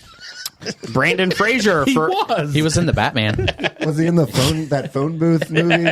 Remember that one? Yeah, what was Is it that the one called? with the Phone booth? I think he was in Daredevil. Was he the gladiator in Gladiator? No. No. But he had the same You accent. ruined right? it. Not really, no. He was really good in SWAT, too. Oh yeah. I No remember one was that. good in SWAT. I disagree. I agree with you, What Brian. about I like Alexander? He was great in Alexander. SWAT was very well done. It's a very fun film. Was he better in SWAT or WrestleMania 1? He was better in Rocky 3, actually. Now that I think about it, probably DC Cab. Brandon Fraser is going to win. Brandon Fraser for The Mummy. Paul Mesky Or for The After Whale. Sun. Bill Nye, Did you just the say Science Guy for Paul Living. Mesky? Yeah. Paul Mescal. Oh, that's close enough. Mezcal. There's no I in there. And it's Bill Nighy. like a It's capital Bill I to Nighy in Living. But Brendan Fraser really did a phenomenal job. Like, it hurt to watch that. Phenomenal. Phenomenal. Best director, Martin McDonough for the Banshees of I'm waiting to Oh hear my this one. gosh. I was just waiting. Banshee. McDonough? Daniel Kwan, Daniel Scheinert for Everything Everywhere All at Once. That's not fair. It took two guys to do one person's job. Fuck Spielberg for The Fablemans, Todd Field for Tar, and Ruben Osterland for Triangle of My Sadness. God, man. Ostland? Ostland. Ostland. Yeah, you, what I said. you threw an A in the middle. Ostland. No, I don't think I You did. added a syllable. If only we had a mixer, we could go back. Nope, too late. It's not too late, actually. Oh, no, we're keeping it in, though. Who wins? Do you want me to edit that out? Well, Jason by screwing up? far, the one who deserves to win is Todd Field, but he's not going to. It's going to be Spielberg, isn't it? I'm thinking it will be. I'm going to say Time to get up. Spielberg. Ugh. Even though the Everything Everywhere All at Once is favored at this time, they're trending down, and You know, I think they'll just. Hand it here's to your Spielberg. effect on me, Scab. Over the years, I was Have you watched the Spielberg film and seen how bad it is? Not the action ones. The action ones, he knows what he's doing. But when he tries to do drama, when I watch when they come on TV, and I'm like, fucking Spielberg, you have gotten into my psyche now that I just hate this man, and I don't know why. So was War of Worlds supposed to be drama? Because that was terrible. That was terrible. I think it probably was. Okay. Jason, there is an option on your phone where you can turn the alarm off Yeah. Or even mute it. or Yeah. mute it, or you can just go off every episode. Is there a question in there? No. Okay, just I checking. said there is an option. Oh, okay. He's saying you don't want to hear your phone go off every week. But then how will the listener know what time it is in our world as compared to what time it is in their world? 9:29. Do you know where your children are? Let's see here. Oscar. Not 9:29. It is. It is? It is. Is it really? Yeah. Holy crap. Oscar nominations: Best Picture, All Quiet on the Western Front, Avatar: The Way of the Water, The Banshees of Inisherin, Oz. Thank you very much. Everything, Everywhere, All at Once, fucking Fablemans, Tar, Top Gun, Maverick, Triangle of Sadness, and Women Talking. Who are we going with? Women Talking? Oh, that was awful. I'm gonna go with Everything Everywhere All at Once. Okay. Even though it doesn't deserve it, Tar deserves it by far. Okay. Those are your picks. I'm going to pick Triangle of Sadness just because it's the best title. Are you coming back next week for this? I would love to. There you go. We'll be back next week. See how many right or wrong. I think you had 83% last year. So let's see what happens there. And he still didn't win the best Oscar. Who won that last year? I did. Oh, that's right. They're over there next to your floppies. Let's see here. Jeff, get ready. Let's get some plot lines going. Wow, it's time to grab your balls of fury. It's plotline. Oh, it's like he was prepared for that. Jason. And Jim and Brian and Blake and Scab. This week, well, Jeff, tell us what plot lines is. Plot lines is when someone, any listener, can go ahead and send a title of a movie over to us. And we will either separately or together try to come up with a plot line based only on the title and year of release. Send those into at Bad Ideas Podcast. And then we'll even try to maybe even guess an actor or two that were in it. Yes. We've never seen this one. The Boxer's Omen. Is that correct? Never seen it. 1983, Boxer's Omen. I am unaware of this film. And I didn't even look it up. Was this on? Do not look it up. I didn't. Was That's this the on rule. on the Outline. outline that you sent me? Yes. Did you look it up? I did not. Okay. I didn't know that. That is the We were rule. doing this until this moment. It kind of blends in. The Boxer's Omen. Who would like to go first? Anybody? It's a sports movie Okay. about boxing. Okay. And the boxer, I don't know, he's got some sort of disease. Okay. Yep, that's it. Yeah, exactly. It's an omen, and so not only is he fighting in the ring, but he's fighting for his life from whatever disease it is. Lupus.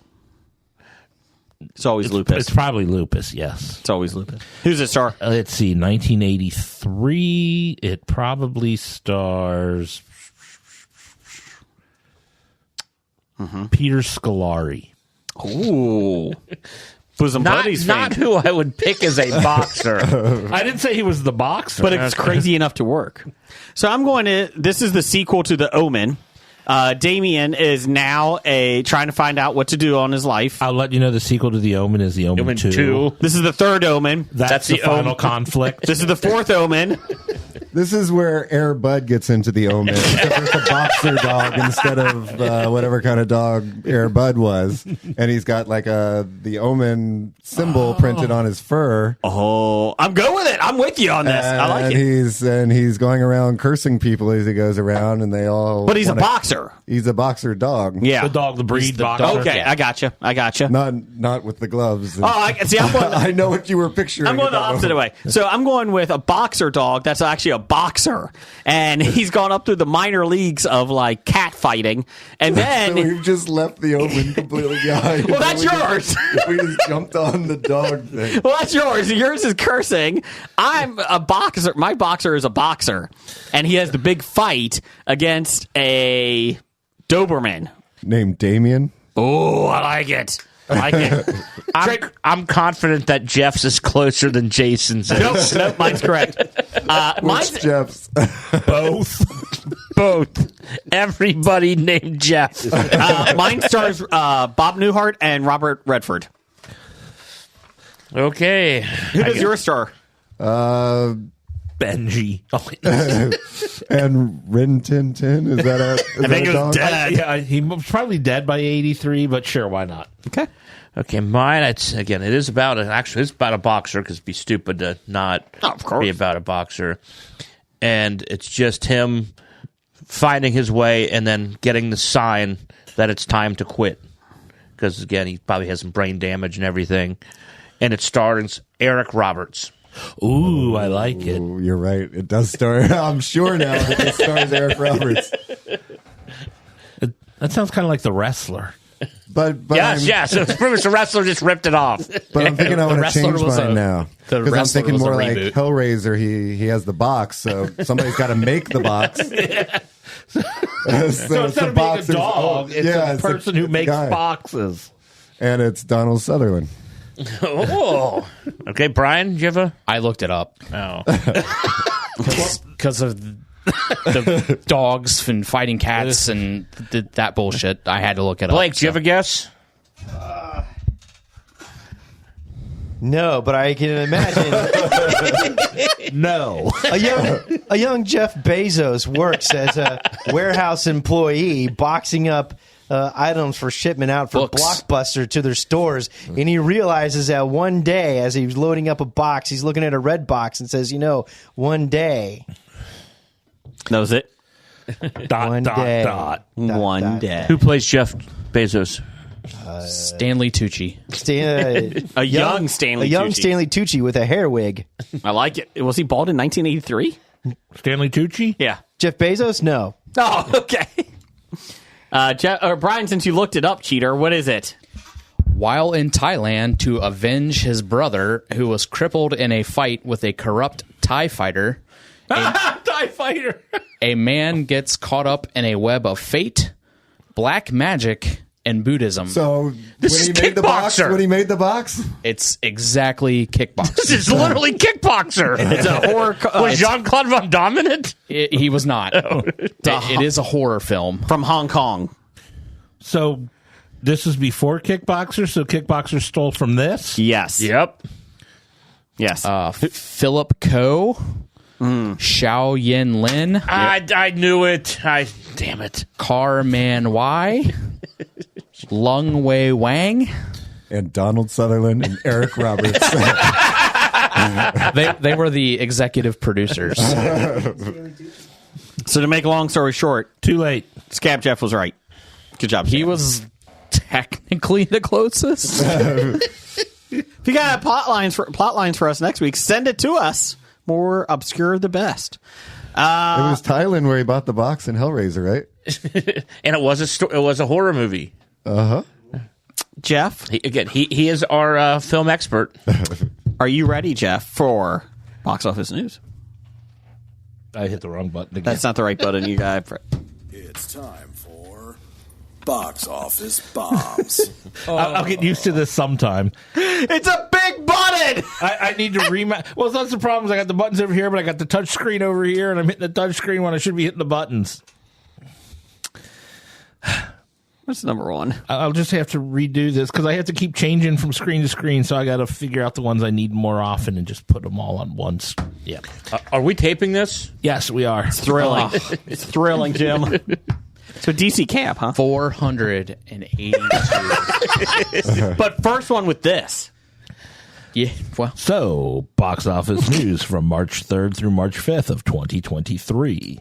Number 1, Creed 3 made $59 million in its opening weekend on a $75 million budget. Do you like it? I haven't seen it yet. I haven't either. I was going Thursday. I missed Creed 2, but I liked Creed 1. Creed 1's really good. Yeah, they're both. Now, this is the third movie about Scott Stapp's band? Yes. Yes. Okay. No. I pity the fool. That's Rocky 3, not Creed 3. Close. Same franchise world, same universe. The Rocky universe. Yes. The So multiverse of Rocky Balboa. So they got Clubber Lang's kid to fight in this one, right? The RU, the Rocky universe. Rue. No. Oh, okay. Not that I'm aware of. All right. So then number 2 this week, Ant-Man and the Wasp, Quantumania, made $12.5 million, a total of $187 million on a budget of $200 million. Okay. Everybody's favorite, number 3, Cocaine Bear, another $11 million for a total of $41.5 million on a budget of $30 million. Good for this. They were selling the real Cocaine Bear to Ripley's. Apparently, it's not too far from here. It's taxidermied down in Kentucky somewhere. That doesn't surprise me. Which Ripley's are they going to put it at? It's got to be in Gatlinburg. It's got to be. Yeah. Right? I would hope so. But isn't there one Ripley's like in South Carolina? What's their tourist? Myrtle Beach. There's one there, and there's one in Branson, Missouri. It's got to be Gatlinburg. It has to be Gatlinburg.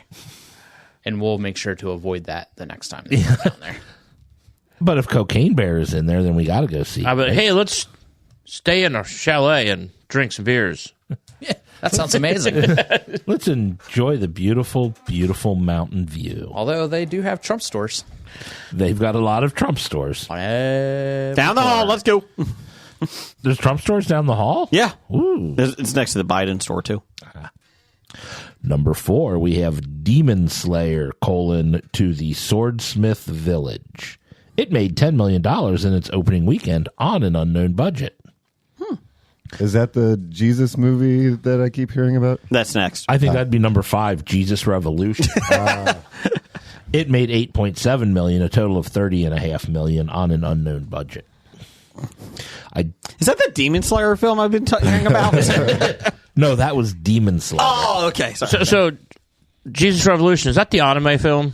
Yes. Okay. No, it's the Dance Dance Revolution. Is that the guy who was in the Passion of the Christ? It's a sequel, so it's adapted screenplay. They use Jesus in an adapted screenplay. Anyway, moving on, upcoming March 10th, open of Scream VI. Yes. In the next installment, the survivors of the Ghostface killings leave Woodsboro behind and start a fresh chapter in New York City. Got my ticket already. And it's not that fresh of a chapter if it Scream 6. It's in New York. It's a fresh chapter.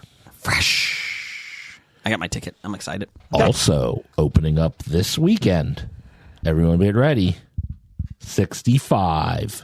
An astronaut crash lands on a mysterious planet only to discover he's not alone. Bum, bum, bum. Adam Driver is. Adam Driver fighting dinosaurs. It's on Earth, though. He went 65 million years in the past. It looks What? He so time traveled? bad. He didn't just go on a alien planet?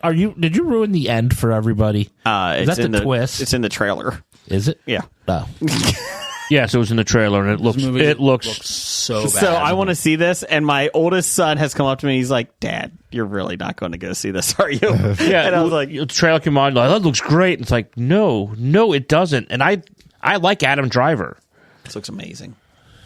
No, it does not. What else we got? And also coming out, we have Champions. A former minor league basketball coach is ordered by the court to manage a team of players with intellectual disabilities. He soon realizes that despite his doubts, together this team can go further than they ever imagined. Woody Harrelson, and it's the Farley films. What Are is you a minor joking, or league is that what basketball it really coach? is? What's that? I guess that'd Are be you joking, or is it really No, Woody it's true. Harrelson It really and is. the Farrelly brothers are directing? Yeah. I guess it would be like what a Instructional or what they call it? NBA, the D League. Yeah, the D League. The G League. Yeah, Gatorade League. It's based on the Spanish film Campeones. Campeones. What does that mean in Spanish? Champions. Shrimp. Oh, Champignon. What's that mean? Mushrooms. there you go. I thought it was champagne. Oh. We got a top 5 this week. We do. Top 5 is top 5 favorite Harrison Ford films. No. No. What is it, Jim? It is, let me see how I worded it properly. It is top 5 perfectly cast TV or movie roles. So what TV character was... That wasn't even I what he didn't sent see me. the He said it was movie only roles. It said TV. TV. Okay, well... Who said, well, I missed the TV part. What TV I saw character? only TV. What TV character was so perfectly played by their actor that nobody could replace them in said role? Oh, no. Well, then my thing I only is have all TV. wrong. I only have TV. I only have TV. I think I only have one TV. After I worked several hours on the Harrison Ford top 5. Well, I didn't get don't my lie. new top 5 until about an hour and a half ago, or I guess a little longer than that now. But Well, yeah, stop complaining, Jeff. Well, we'll start with our guest, Scab Jeff. Okay, my number 5 is the Count from Sesame Street. I don't believe anyone else could play him as well. I might agree with you on that. My left hand can. Ooh. Okay, Blake, let's talk about somebody other than your left hand. Is that a sexual thing with the Count from No, Sesame Street? all he needs is a Muppet and a sock.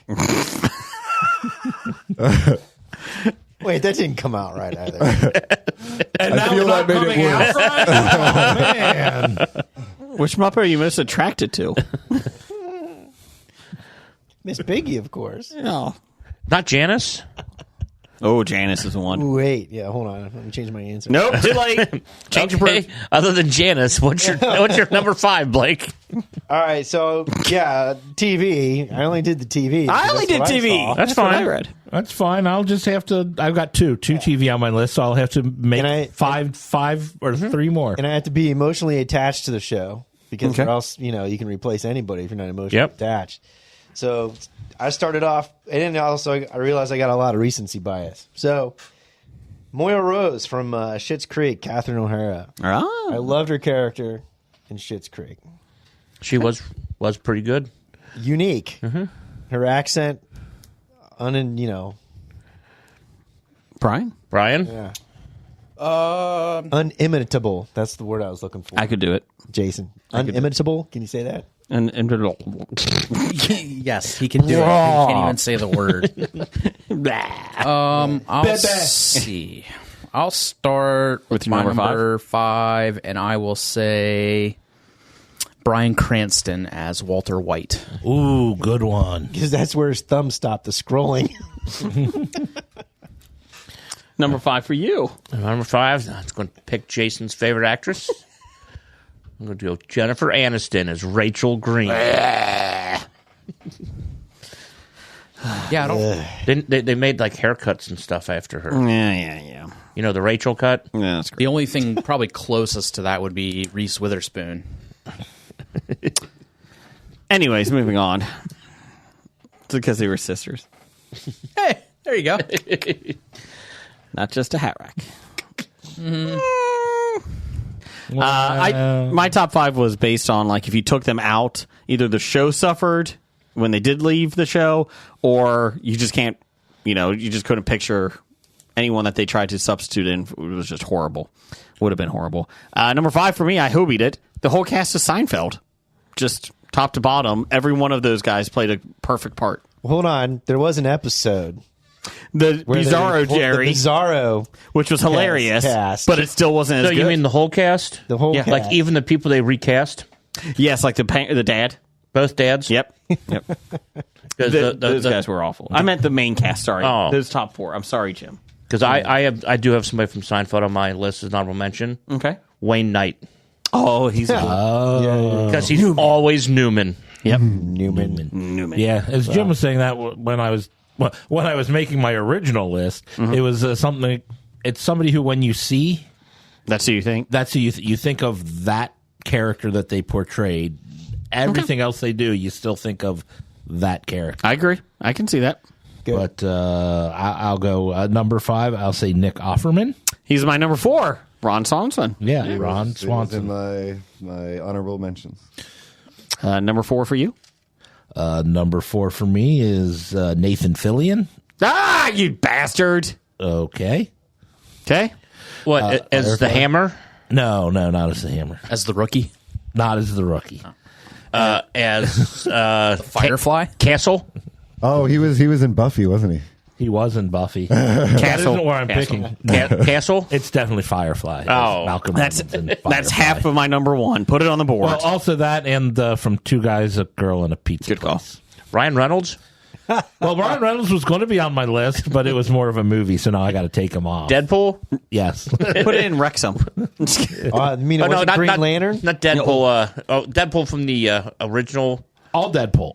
Any version of Deadpool is Ryan Reynolds. You can't have Deadpool without Ryan Reynolds. Yeah, But that can't be my thing because it's TV, not movies. Yeah, And I because that screwed first up. installment of Deadpool we got in Oh, the the X-Men film, so it was movie was terrible, fantastic. but Ryan Reynolds was great in it He was. He was great as... until they sewed his mouth shut. yeah, he was great before he was Deadpool. Well, as Wade Wilson. Yeah.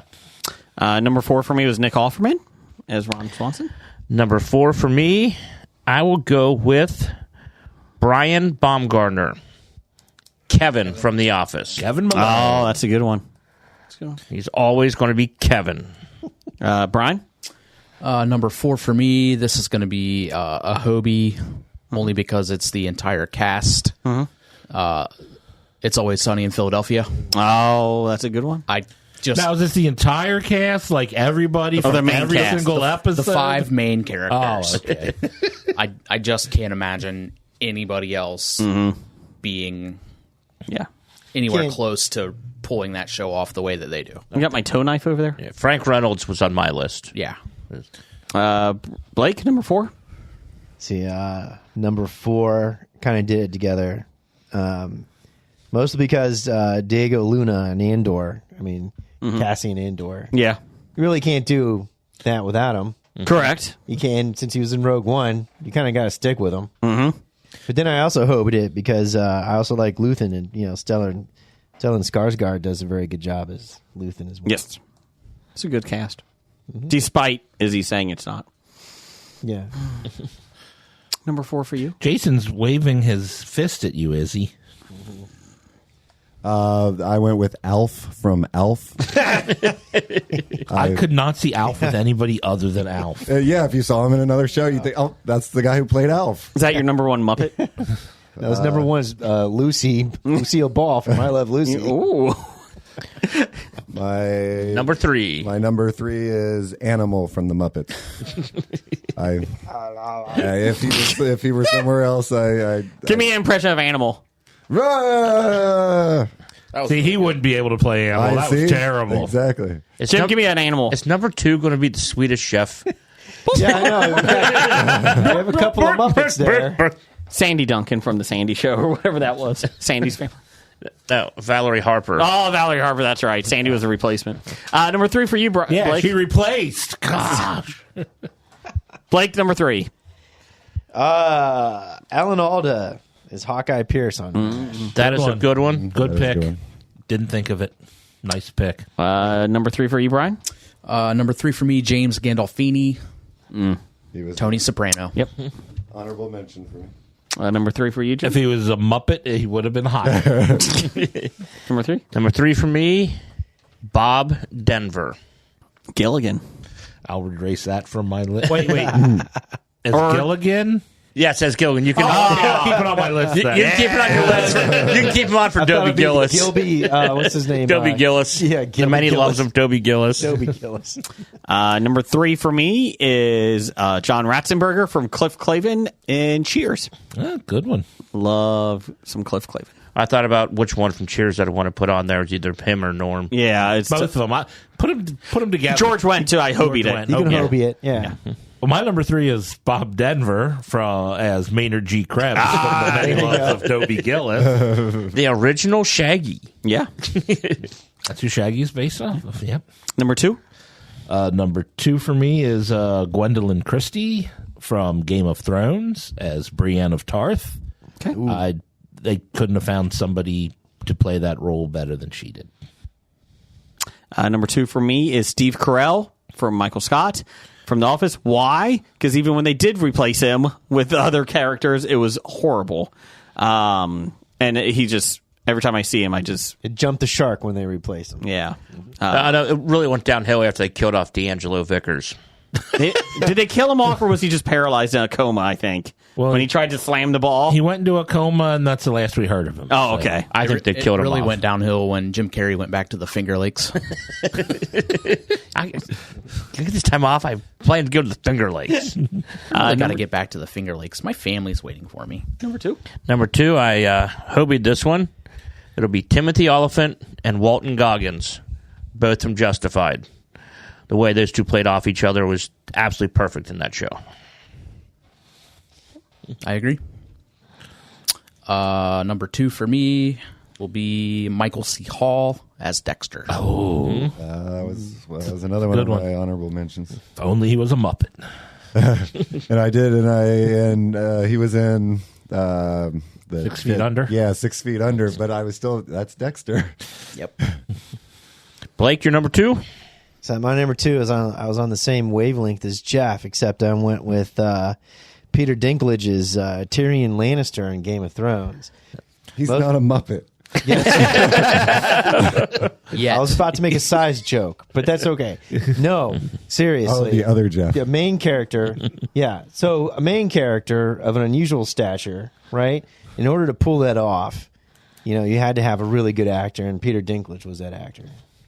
I drink and I know things. Number 2 for you, Scap? My number 2 was the Crypt Keeper from Tales from the Crypt. You need him for that show. Pelosi could. Never mind. Down the hall. Sorry, my bad. And your number 1, Jeff. My number 1 was Tom Servo from MST. They've had 3 different people play Tom Servo. But Tom Servo was always there. He's the robot, right? Yeah. But 3 different voices. Well, it doesn't matter who does the voice. It's the physical presence on the screen. I beg to differ. Like, if you had, I don't know, Ernest from Ernest Goes to Camp be the voice of Animal, I think it would be a big difference, right? I'm talking about their physical presence on the screen. Okay. So if you had taken the skeleton out of Brienne of Tarth and put somebody else inside of her, It's true. It's true. I it would still somebody be else the same. inside of her. It's really nasty here. Number 2, 1 for you, Blake. Number 1. Number 1, I also had Seinfeld, but I hobied it, and it was Larry David and Curb Your Enthusiasm. Did you do Seinfeld AI, or did you do the original Seinfeld? Oh, the AI, of course. Oh, okay. Number 1 for you, Brian? Number 1 for me, John Bernthal, The Punisher. He's coming back. Coming back, baby. For Daredevil series. Oh, I'm so excited about that. Yep. Number 1 for you, Jim? Number 1, I think everybody knows. I'm probably going to say Coach Eric Taylor, Kyle Chandler, Friday Night Lights. Do you like that show? It is fantastic. Oh, couldn't have been anybody else to play that role, and it would have been nowhere near as good. You don't think Bob Denver could pull it off? I do not think Bob Denver could pull Well, it he off. was dead. But besides death. Yes. Because you can try and have like Billy Bob Thornton be the coach of the football team. Oh, it's that was just terrible. It's just not the same. Not the same. Not the same at all. Jason, you're number 1? It is Nathan Fillion, and I hope you do with Alan Tudyk for Firefly, like a leaf on the wind. And Jeff, me soar. Finish us off. What's that your was number his Rolling Rogue One. Oh. My number 1 is KJ Apa from Riverdale. Yeah, baby! Look at those abs. Nobody else can pull off those abs. Yeah. What about Michael B. Jordan? I take it back. Michael B. Jordan could have played Archie Andrews better than KJ Apa. Damn it! Now my list sucks. What about sorry. Tate's? Is he in a TV show? I don't know. Could he play? Oh, Tate's could definitely play Archie Andrews. Oh man, this is a bad list. I screwed it up. What about Joe Manganiello? Oh. No, I don't think he could pull it off. You sure you can pull it off, baby? You sure you don't want to have a 50-year-old guy playing an 18-year-old? Well, we already have a 30-year-old guy playing an 18-year-old, so we did have. Since the short notice, we did have because of the intern. Doctor Number 1 is the only one that sent in a thing. We got a really good list for Harrison Ford next week. Just to let you guys know. A Canadian of the Year sent something on. Oh, okay. You'll Pretty read sure that my one. wife sent in something too. Oh, yeah, she did. Never mind. yeah, 3. We got at least 3. Doctor Number 1, Harrison Ford in The Force Awakens. Harrison Ford, More American Graffiti. Harrison Ford, Kingdom of the Crystal Skull. Number 2, Harrison Ford, Star Wars Holiday Special. And number 1, Harrison Ford, Solo, A Star Wars Story. He's almost unrecognizable in it. Also, So he one said, of those was a television show. and he's also said, well, that's a shitty top 5. So, we got Jim. Well, I'm still finding it on here. Oh, okay. Are you sure Honorable that? mentions, or do we do that after we do the? You can do yours, guys. Are you sure that wasn't the Harrison Ford list that he was sending in? No, I don't think so. No, you don't think so? No, Okay. I don't think so. I had Fred Rogers from Mr. Rogers' Neighborhood. No one else could pull that off. You're right. Not the Saturday Night Live one? I had Bob Odenkirk from Breaking Bad. I think he was almost as good as Walter White or was. Abed But from how Community. about Bob Odenkirk from Better Call Saul? Do you think someone else could have done that? Animal. Don't. Okay. Animal. Abed from Community. What about Bob Odenkirk? Oh. What about Bob Odenkirk from Mr. Show? I didn't like Mr. Show, but I didn't get too far into it, so it could have grown on me. But All right, I'm going to take KJ Apa off my list and add what's his name, Abed, to it. Danny Pudi.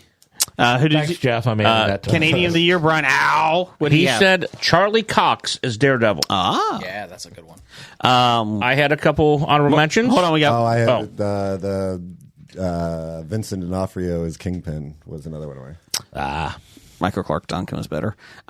Jen Morris had, well, this is an easy list. Elijah Dushku as Faith. Anthony Stewart Head as Rupert.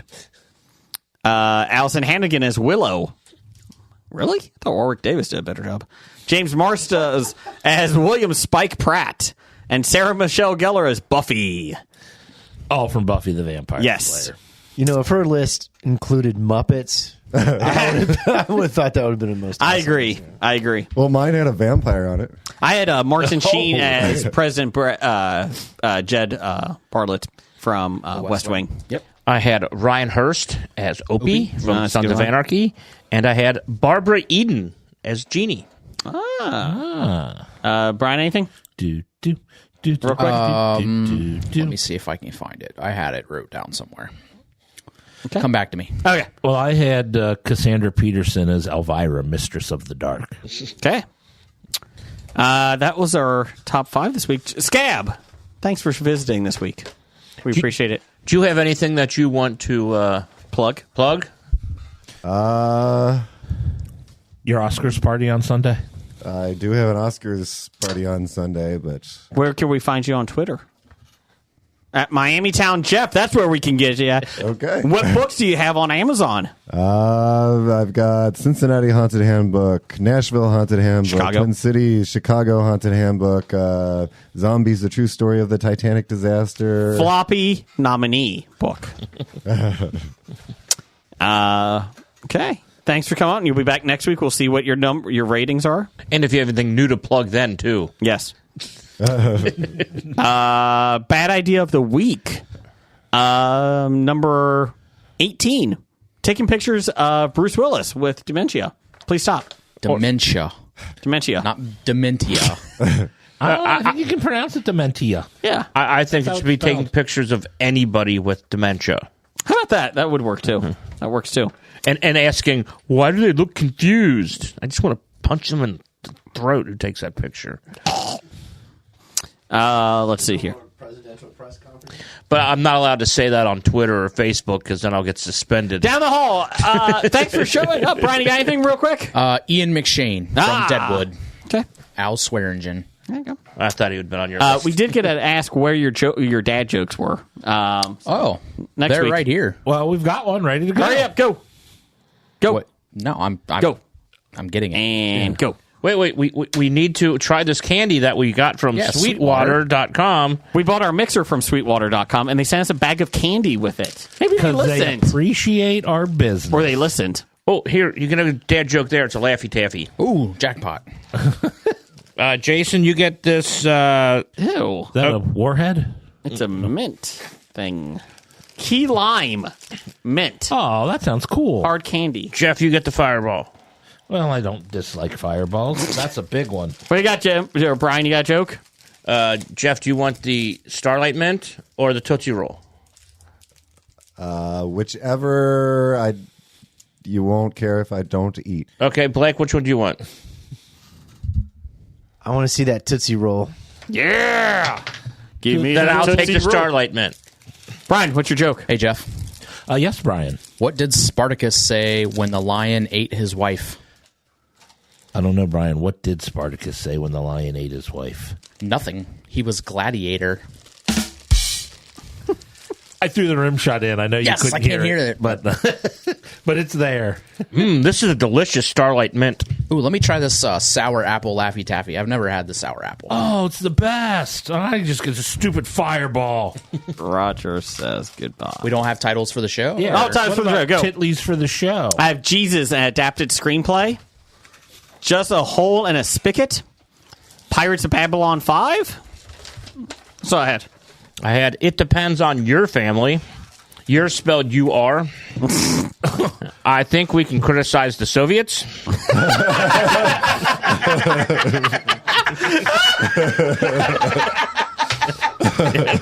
And we're done.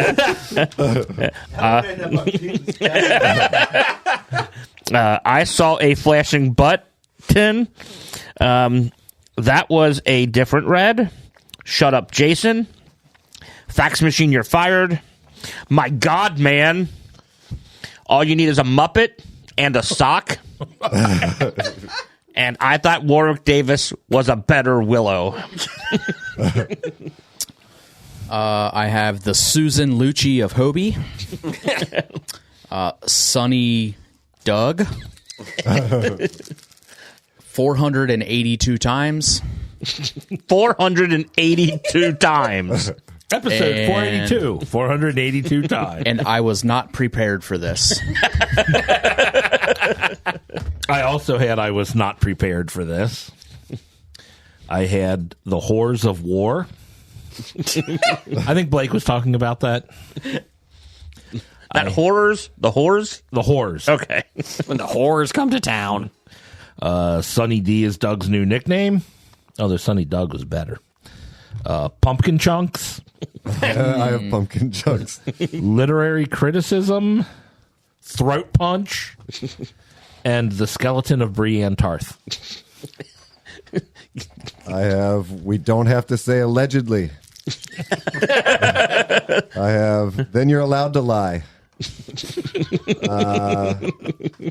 I have canned laughter. Just edit that out. I hit the wrong button again. And then all I need is a Muppet and a sock. I like the Russian one, the Soviets. I think we can criticize the Soviets. I like that one. That one got the biggest laugh. And we are a history podcast. That's right. We're going to get so many new listens. That's true. Thank you if you are just joining us because you wanted to hear us criticize the Soviets. And thank you for actually listening to the entire thing. Roger says goodbye. Goodbye. Bye. From Walking Dead to Talking Heads, from comic books to TV sets, there's a history. Not so bad, there's the history. It's the history of bad, so bad. The history of bad, it's bad. History of bad ideas. Podcast.